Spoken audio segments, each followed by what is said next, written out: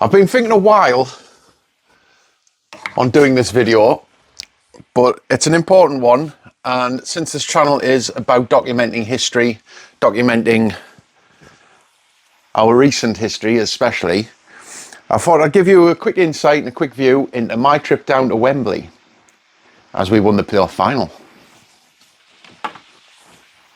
So for this video, I've taken my inspiration from a documentary from the 1973 FA Cup final, which is where they sent a film crew around Sunderland to show you the point of view of fans. And this gave me the inspiration, and it's like, well, who gave the fans' point of view down at the cup final? Luckily, with technology being what it is in this day and age, I went down to London and I had these, which are Ray-Ban Metas. And if I give you a quick view, I click the button there and I'm recording, and you can see my point of view right there. And with that, I took a lot of footage down at Wembley at the playoff final, and this is basically me rewatching it and coming back to it. Now, I know there's going to be lots of different points of views of the match. You've probably already seen everything that's been on like Sky and on from like the big sports channels and whatnot, but this is my individual, unique, historical document, if you will, from my experience, where you literally see what I saw through my eyes. Now, I've got over 2 hours of footage, which I'm going to go through here. I'm going to crop it down, just get to the best bits. But I'll give you some like insight and backstory to it and that. But I thought it'd be a unique way to share my point of view of what happened at Wembley on one of the most historic days of our recent history. So I've got my laptop right here. What I'm going to do is I'm going to watch the footage. You'll be able to see it here. And it'll come up, and obviously with these glasses they shoot in vertical format, so there may be a little bit of cropping, a little bit of zooming in, so a bit of pixelation, as technology's not quite at the point where we've got 8K in it. But hopefully you should find it interesting, and if you spot yourself, just point at the screen and go, "That's me!" Right, let's go. So get off the train. You can hear the fans' excitement, you can hear the chants going. Like this was just the start of the weekend. This was the beginning of the atmosphere. That was to be one of probably the best atmospheres I've ever been in attendance. Although saying that, these days it seems to be surpassed every week. So walking out into King's Cross now, and as you can see, Sunderland fans everywhere. As you can probably hear, Sunderland fans everywhere. We do travel in numbers, and we are quite loud wherever we go. As the saying goes, we do take over everywhere we go. And just walking out to King's Cross again, it's I've been down to London quite a few times, and this was my kind of first time of going down for a Wembley final. I've been down for Wembley finals before, but without the ticket. So actually having the ticket this time, it's that bit extra exciting. So if you hear that, warning on the underground was for people setting off flares. There was a lot of flares this weekend. So we had the hotel room booked for Wembley, and obviously we got the hotel straight away down to Covent Garden. Didn't want to miss a thing, to be honest. It was basically arrive.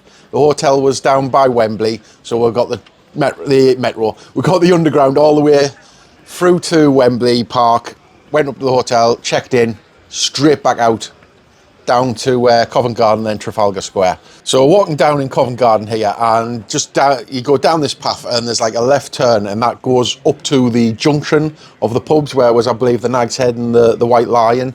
And this is where we all like congregate before the match.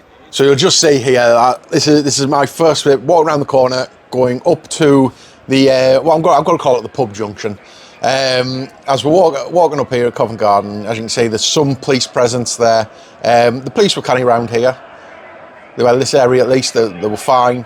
Everybody was in high spirits. There was a lot of alcohol drunk. I believe the Nag's Head prepared with a lot of kegs and still went dry. White Lion as well, same thing. Everyone just gathers around, beach balls flying around, there's flares going off, there's banners, there's songs. This was where I first saw the infamous Eliza Mayenda flag. If you don't know, just Google Sam Fender Eliza Mayenda flag. It's probably on stickers as well now. It was so powerful that Sam Fender took notice, stopped his whole gig in the middle of St James's Park just to talk about Sunderland. Because it somehow paid us off. Get out yourself, mate. It's just because your name rhymes with my end is the only reason you're there, to be honest. So as you can see, crowds absolutely jam-packed here. Nag's Head absolutely packed. White Lion packed. And this is, like, watching this back now, I can smell the flares. I can absolutely smell. I think in my brain now, I've got this kind of like neurological link with where me sense of smell is now linked with the sight of flares. I know this started at the Coventry game, and it's moved on to this one because like it's just one of those things. Your senses get overloaded, and you take in a lot when you're at these things. And it's like noise, it's sound, it's touch, and like the smell in the air of those flares will. And I dare say it'll be the same for most Sunderland fans. So I tried to get into the White Lion here to get a drink, and I will tell you this, it was an absolute nightmare. Think of the busiest nightclub or pub you've ever been in, and then add another like half an hour wait to that. So I managed to get myself a lager and I think it was a single vodka and Coke. It came to around about £24 for them two drinks alone.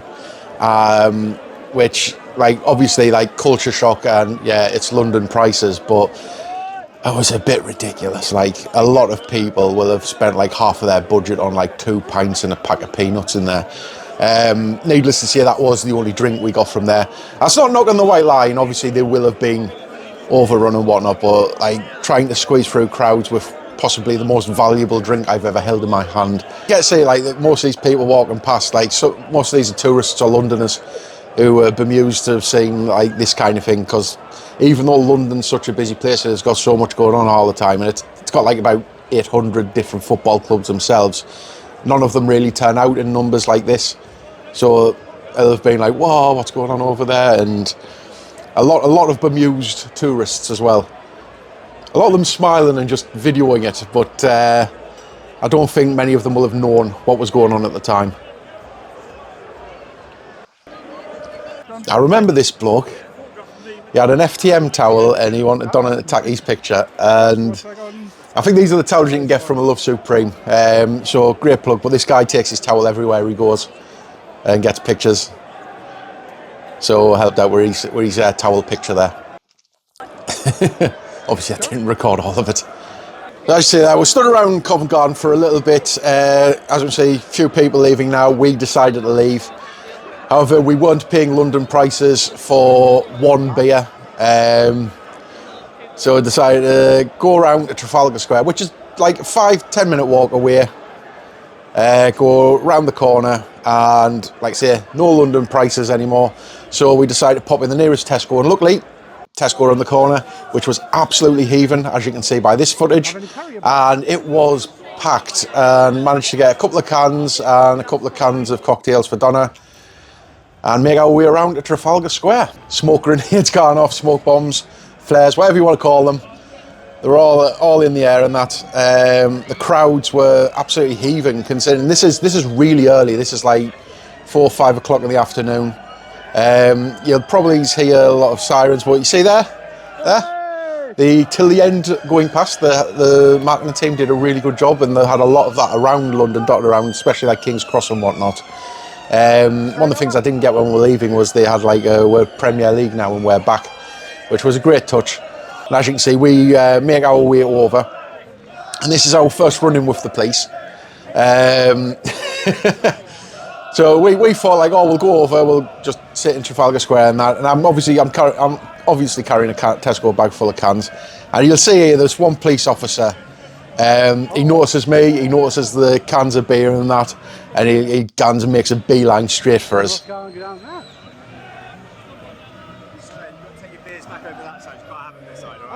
Not allowed you drink. So we end up going back over the road, and we have to stand there until we are told we are allowed over. Which was a weird thing for them to do, because like us being there at a certain time wouldn't have made any difference to like when we're just across the road. It was puzzling because they did a lot of security things there, which were puzzling. But just stood on the other side of the road and drank until we were allowed over. As we were standing over the side of the road, obviously there's like lots of people that flare off, and there's one kid next to us who had a smoke flare, and you'll see it soon. And this is funny because safety warning with these, you are working with like technically a firework, and there's a reason that you get wrong for it. But the thing is, like, I liked it. I like the smoke bombs being around, but this one kid who was next to us learnt the hard way. Like, you've got to hold them properly, and you've got to be very safe with them. So you see him there? Pulls it off. No. Goes back, gets another one. Now watch this. Like, I just catch it to the side here. So there, he's pulled it off. Hey. Walks up, as you see, he's holding it in the middle, not right at the bottom. So yay, flare and heat. Ow, bugger, down.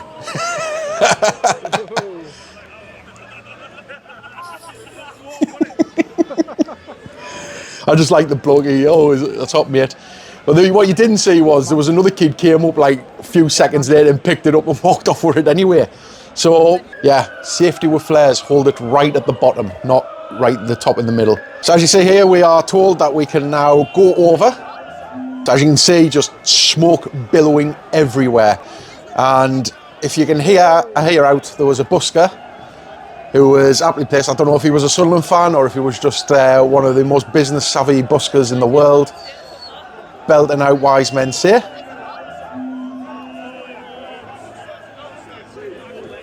And I'll try and be quiet so you can hear me murder it. Fun fact about me, when I sing I sound like I'm absolutely drunk, but I'm completely sober. Ironically, when I'm drunk I sound a lot better.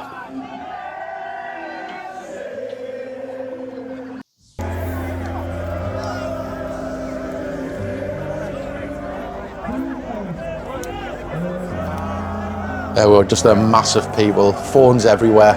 Everybody wants to capture this moment.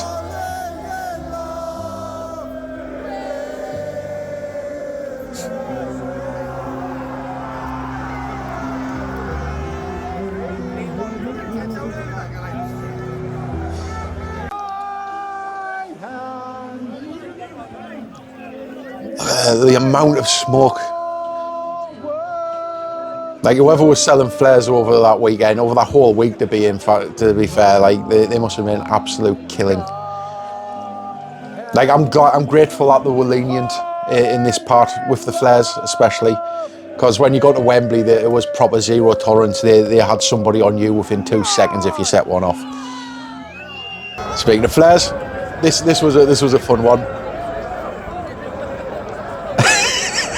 Go on, lad. Go on. Go on. We're there. 2 hands are out. There we go. Hey.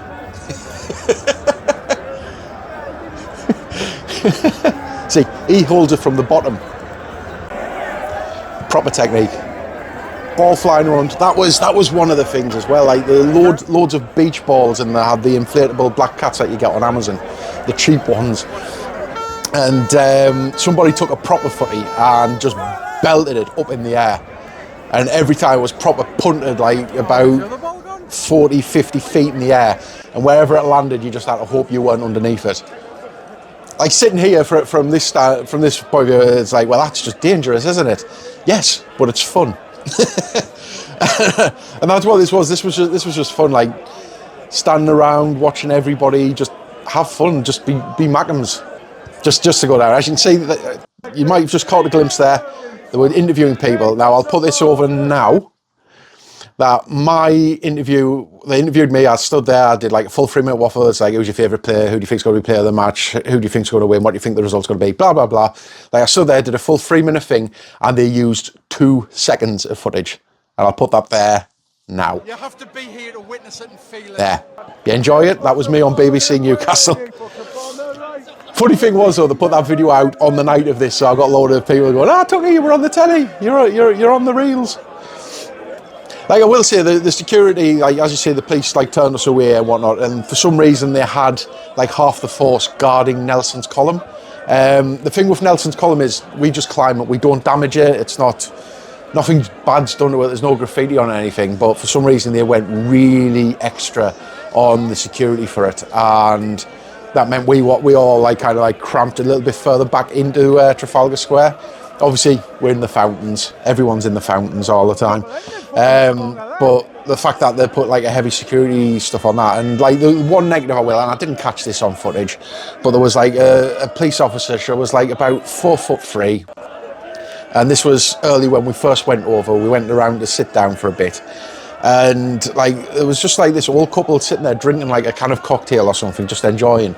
And this officer, she was on a right tear. She went straight for the old woman. Took the can off her, like, no drinking here.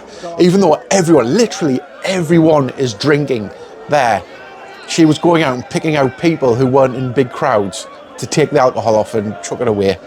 And it was a shame to see. And you'll probably be able to see as well, like we got a load of shit for leaving like rubbish around. There was like about 2 bins for all of this. And I know, the thing is, I know like they'll have, like the local authorities will have been like, oh, there's going to be lots of rubbish, we'll send in clean up beforehand. But there's always that one twat who waits around for the end of it to come out with a camera and film all the rubbish before it's being collected and go, look at this, look how dirty they are.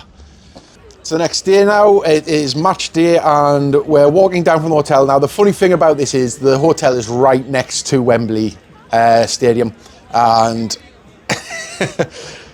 as counterintuitive as it is, we ended up walking back down Wembley way.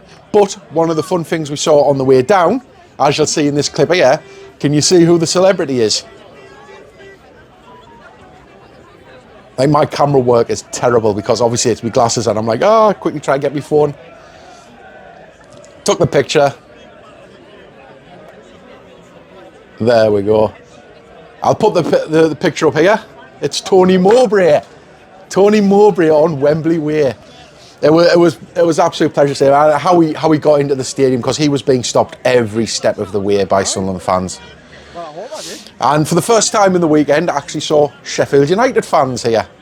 It was absolutely delightful to walk down. But the thing was, like, I wanted to walk up Wembley Way, even though my hotel's like right next to it. So I've walked all the way down to the bottom of Wembley Way just to walk back up. So started back at the station, because why not? We walked down, and as you can see, it's already just a sea of red and white going up. And this is one of the things that they've wanted to recreate when they've opened the new Kiel crossing, and it feels like Wembley Way.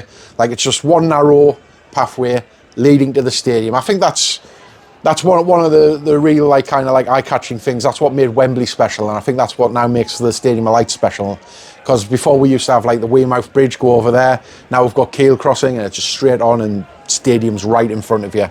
And I think more stadiums need that kind of. It gives you a bit more grandeur, if you know what I mean.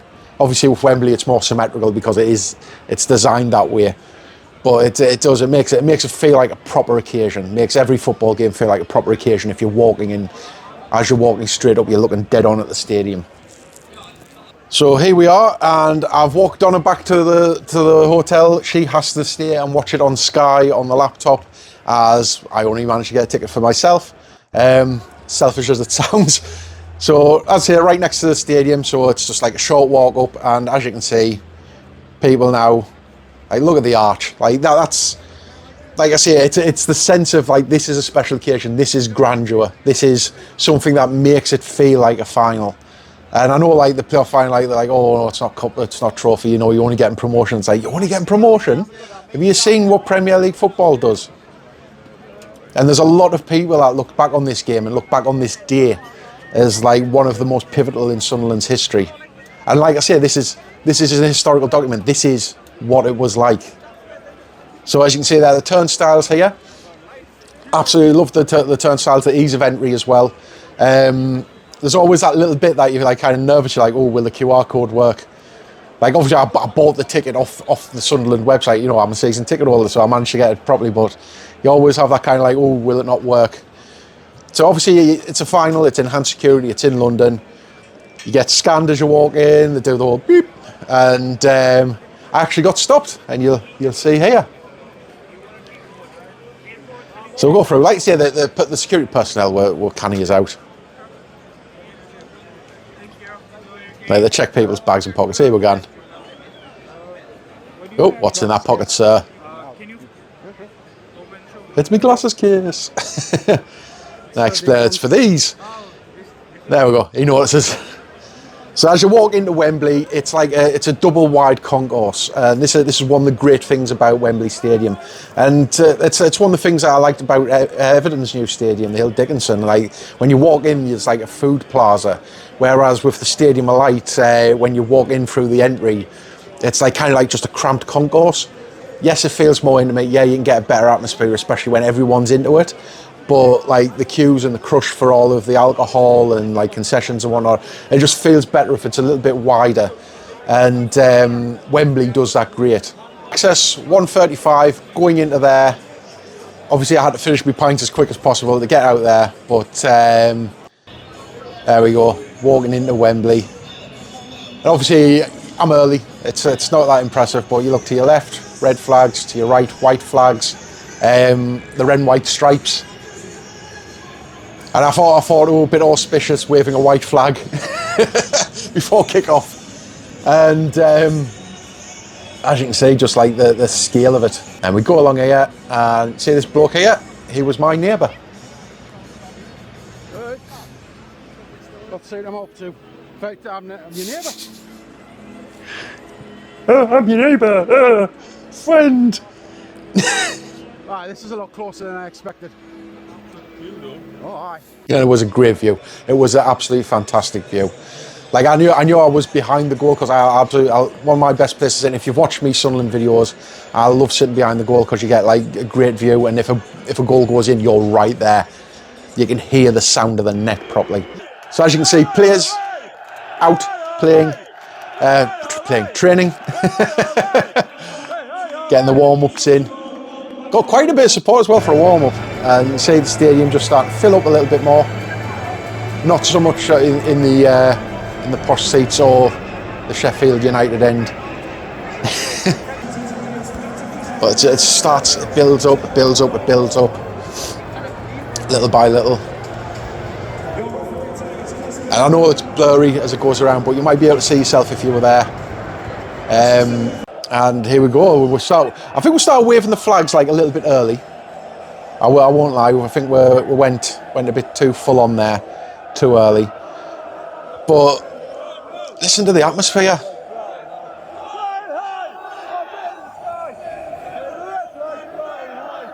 Ball hasn't even been kicked yet.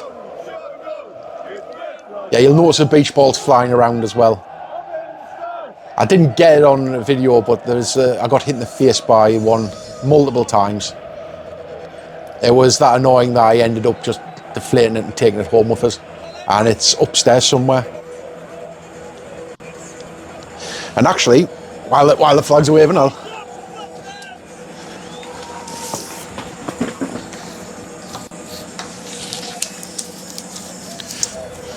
got 4 of them. I got 2 of each colour. There you go. My little keepsakes from Wembley. And this was the one actually from the video. The one that I'm waving around. And they were good keepsakes, and fun story with this. Since like working with This Is Wearside, I've discovered that all these flags were supposed to be collected come the end of the game. And once they were collected, if we got promoted, there wasn't saying that we were, but if we got promoted, we would have had them out on the seats as a way of people who weren't able to go to Wembley to have a little bit of Wembley with them. Unfortunately, Wembley had a big turnaround, and they ended up just chucking them and not sending them back. So we all missed out on this, but I was lucky. I nabbed these ones, and I'm keeping them for the rest of my life. So as you can see, all the flags are out there, and we're going to get to the crowd surfer. And this is just before kick-off, as we had a big ass crowd surfer with the big tiger on it, tiger, panther, black cat. And this was just amazing to have. And obviously being under it, you think you can't say much, but we're still able to see like players walk out and whatnot. And obviously all the Sheffield United fans were, what the hell is that? Well, it's like, where's yours? Twiddling your little scarves. So all we had this like big like surfer. I love a good surfer. I love a good display. This is actually being under this, like kind of like inspired us to go to like This Is Wayside just to see what goes into it. And another fun thing is that they've done merchandise that says, oh, it's from the playoff T4. And I don't think it's the playoff T4. I actually think it's this one, this crowd surfer. So if you go on to like Fanatics or the Sunderland AFC store at the moment, they might have it in stock, they might not. But they sent this surfer away to get made into bucket hats, tote bags, and bum bags. And I've ordered them. I've ordered the bucket hat and the bum bag, but I'm trying to scrounge up £38 for a tote bag. But it's a little bit of memorabilia, a little keepsake and that. And I'm 100% that it's not the one that was at the Covent game. It's this one here at Wembley. I just say, we're all holding it up, like wafting it and keeping it up with the flags. It was just an amazing atmosphere. Even just under there, it was like a private party in a tent. I love crowd surfers. And there we go. Watch how fast it goes. Down, down, down, down, down, down, down.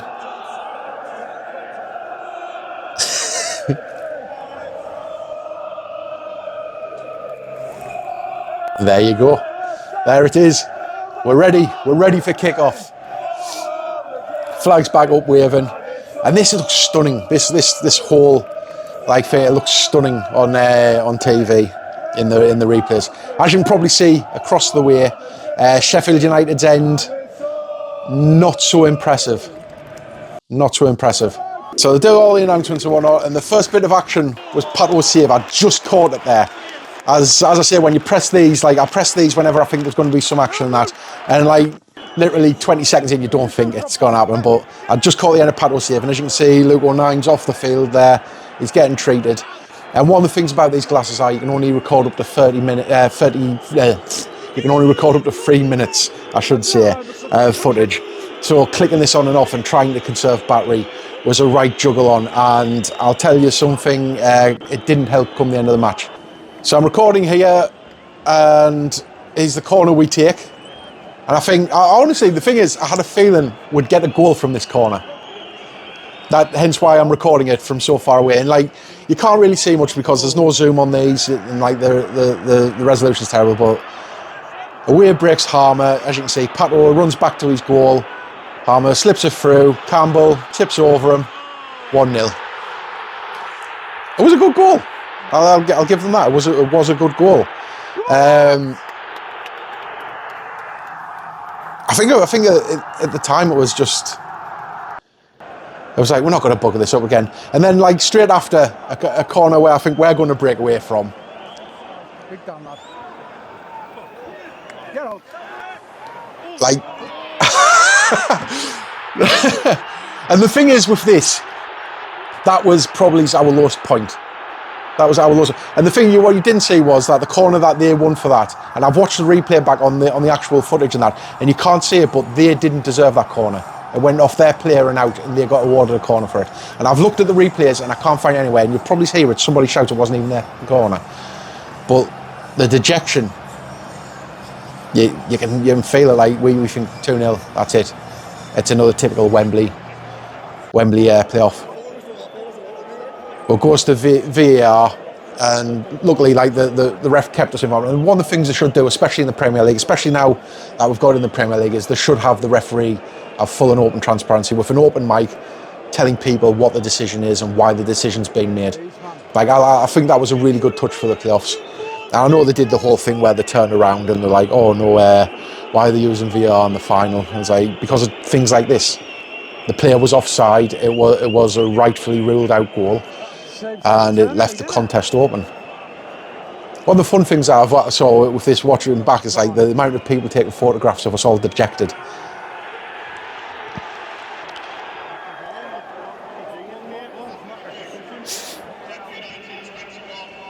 Wait for it.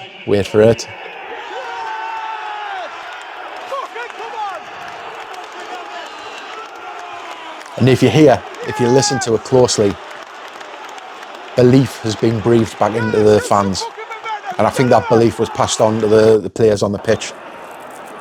It wasn't a get out of jail free though. This was the thing. Like I say, the goal was rightfully ruled offside. All laws of the game, that was the correct decision, and justice was done.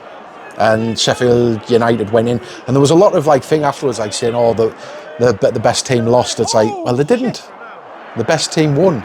The best team always wins. The winners always win. You can't be "Oh, you were really good, but you lost." It's no, that's a terrible narrative. So in the second half now, and I didn't get anything of the halftime show. The halftime show was just Vinnie Jones doing CPR on a dummy. And getting back into it, we feel more reinvigorated as fans. You probably hear the tension that the team's attacking a lot more. That I recorded quite a bit in the second half. However, there was only one bit that you want to see. So here we are, 64th minute, and bang! Only just caught my ender's goal. Only just. Look at the absolute reaction there. I'm falling back. I'm on myself trying to keep my seat up and that. I'm just waiting for this. Yay! And I'll say this. I'll put the clip on after we're taking the limbs. Look at that. Look, everyone.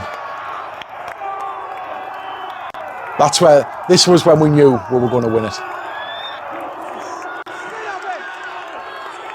Turns around. Randy Orton pose. Probably one of the most iconic images of our history. The Eliza Mayenda, Randy Orton pose. And listen to that.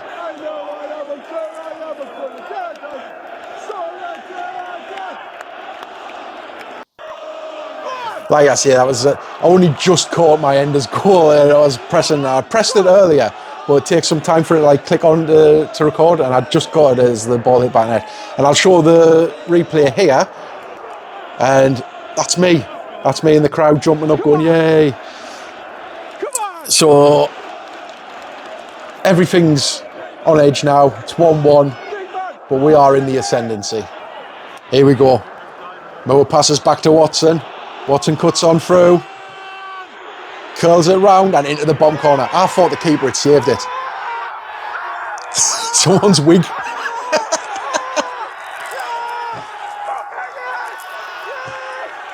Oh my word. There's things flying, there's bodies flying, there's scarves, there's someone's wig, there's shirts in the air. Everyone's embracing, there's a sense of disbelief. Like being in the middle of that. So, some Wilson Isidore bloom. Sean set the smoke flares off of the line. Absolute pandemonium. And every time I rewatch it, hairs on the back of my neck. Just absolute electricity. Oh, what a moment. What a moment. We're caught halfway in between celebrating and not knowing what the hell's going on. This doesn't happen to Sunderland. This doesn't happen to us. It does. Oh, man. Here with the phones out now. You see security walking down the front there. Full time is imminent. But you'll also be able to hear quite a bit of frustration.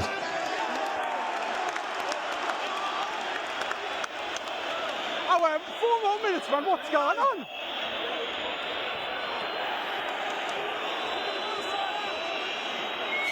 Because I remember we cleared the ball a bit and then we're like kind of broken. Enzo could have made a free one.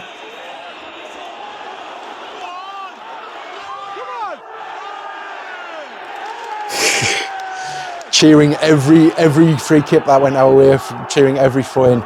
And the problem with this was the glasses died right at the end. 2-1. Fucking have it. So my footage goes from like kind of frustration, waiting for full time, shouting for full time.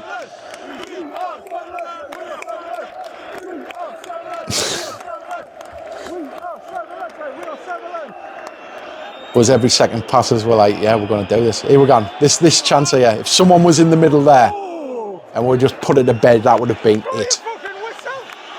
They would have built a roof just for us to like rip it off at Wembley, to be honest. Pause. Nah, this is wrong.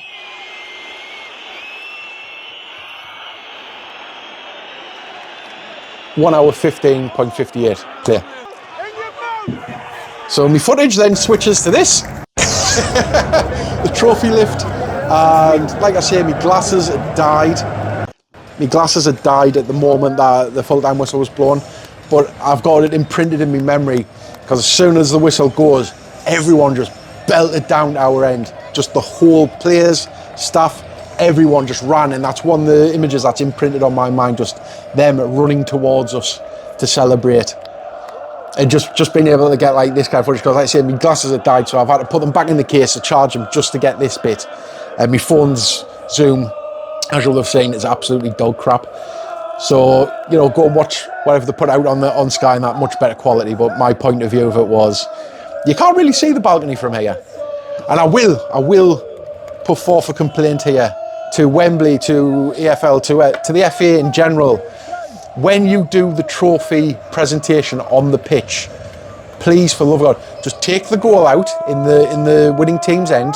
Just take the goal out, move it along, front and centre, put the stage facing the fans themselves, rather than having it off to the side just for the press. Just for the press to take their little fancy pictures. It'd be much better to have them celebrated front view with the fans. Because I'm standing here and, like, for some reason they've put the trophy, they've put the stage facing all of the press. Like, rather than have the press literally just walk around the corner and plonk right in front there, because there's loads of space, rather than have them do that, they'd rather just, like, put it off to the side and, like, 2/3 of the fans can't see from a front view. But here we go. You can see just a little bit on the screen in the background, actually. I'll sit corrected on that one, but, like, this whole presentation, like, I don't want to be watching the screen, I want to be watching it on the pitch. I don't want to be off to the side and at the back, like, put it front and centre and then have them celebrate it with us. Have them lift it right in front of us, not just in front of the press. That was really irksome. If you didn't quite get that. Yeah, look at that. Like I've got a side view. Yeah, it looks canny. Like gold ticker tape, spunking all over the trophy. But like front on view of that. Like it looked great on the cameras. Not going to knock that. But I think for them it doesn't give them. Like I mean, yeah, it's the press. It's all about staging it, and for some reason, stage it means like the rest of the fans have to miss out on seeing front and centre our accomplishment. And here we go, all the players celebrating, taking the selfies. We're all just loving it. Like this is like the history. They gave him a little go. That was another thing. They gave him a little GoPro to go around and like video themselves, and they had the live streaming on the screens. That was a kind of good touch. Like proper right in the moment and that. I think they should do that at more matches, to be honest. Like if the match is important, like give the players like the GoPro and let them like have a mess about with it in the celebrations. Give them their point of view. That's your historical documents. All the crap we've had through 8 years, and this was us announcing ourselves back to the top. And to be honest, like there's a lot of people out there who didn't think we'd get like back up. Never thought we'd leave League One. Thought we'd always be stuck to struggle, and like Championship would probably be our best. But here we are, Premier League again. And given everything that's preceded this, with hindsight, with a lot of hindsight, what a moment this was. Don't get this, you don't get Granit Xhaka, you don't get Gertrude, you don't get Nori Mukwele, you don't get Robin Roofs, you don't get Brian Brobby. This opened up so many doors, and we've absolutely shocked the league. Because this Sunderland was the one that they said, oh, they'll be dead last, they'll break Derby's like negative points tallies, they'll never get a win, they're an easy 6 points. Aye, shut yous up, didn't we?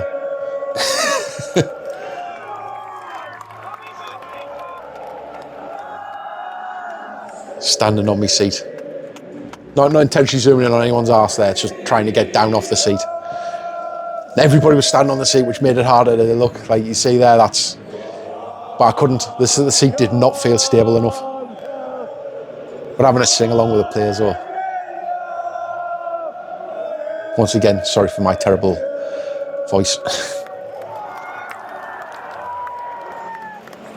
Absolute privilege to sit that close behind the goal, because a lot of my friends who actually got tickets there, they ended up like up in the gods. Oh, back on my seat. It would have been funny if I'd fell off. Just try to get in the picture in the background, knowing that these pictures will last throughout the club's history, and I'll be this little dot with the black sleeves in the background. Go, hey! So moving on to everyone's leaving, match is over, everyone's going home, and just the last bit, and I will put this in. If you saw there, I'll pause the video there. I'll put up if you watch the full time after the event interviews that Frankie and Danny Collins did, when Luke O'Nine's getting interviewed, you'll have seen us there. I've got a little clip of it. You'll see me just lingering in the background. I'll put that footage up here, and you can just see me. I kind of creepily looking around. I'm pressing my glasses to record stuff and take pictures, and the glasses are dying at the time, so I've got to put them back in the case. So this is what we're at Wembley, and like I say, it was just an air of disbelief of like, good Lord, we've done it. there was happiness and everything, but this is where everything starts to sink in, and you're kind of like at ground zero of the fact, and like everybody else outside of Wembley, like in Sunderland, on the internet and whatnot, they've all had time to look at it from every angle and process things a lot quicker, because they've had the benefit of like Sky TV, and you kind of like your brain's slowly processing. It's like, we've done it. We've came back from 1 goal down. It could have been a thrashing. Sheffield United were a strong team, but we've done it. Everybody said we wouldn't beat Coventry. We did that. Everybody said we couldn't beat Sheffield United. We've done that. We are constantly proving the mainstream opinion wrong, and walking out here it's not quite as loud as you'd expect, because everybody's like cheered inside, and now it's just a kind of like, bugger. We've got to play in the Premier League next season. So we're walking back, and this is walking back to the hotel, and I've made my way straight back to the hotel, which luckily it's right next to the stadium. And there's my last clip here will be just me getting into the hotel, and like I say, I'm walking along here, and I'm kind of like bottled emotion, kind of like just taking it all in, walking down. Hope my glasses don't die again. They did. Everybody's back off out. I think a few more went to Trafalgar Square for the night, did stuff there. There we go, walking back up to the hotel, just absolute sea of red and white Sunderland shirts. Not many Sheffield Uniteds, as they'd already had like about 20 minutes, half an hour head start to get out.